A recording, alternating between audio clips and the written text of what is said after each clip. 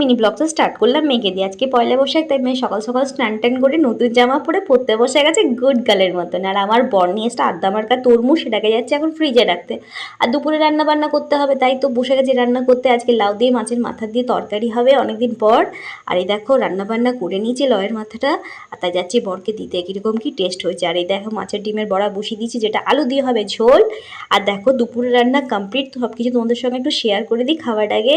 আর তার সঙ্গে ছিল পুদিনা পাতার চাটনি, স্যালাড, আর যে দুটো পদ রান্না হয়েছে। আর গতকালে রয়েছে আমের টক চাটনি, সেটাকেও নিয়ে বসে পড়েছি। বলে সেটা খুব পছন্দ হয়েছিল, তাই নিয়ে বসলাম।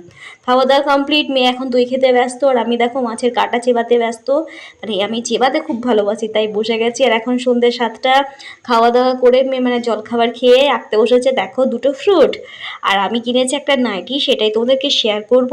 আর শুভ নববর্ষের প্রীতি ও শুভেচ্ছা জানিয়ে আজকের মিনি ব্লগটা এখানেই শেষ করলাম। সবাই ভালো থেকো, সুস্থ থেকো।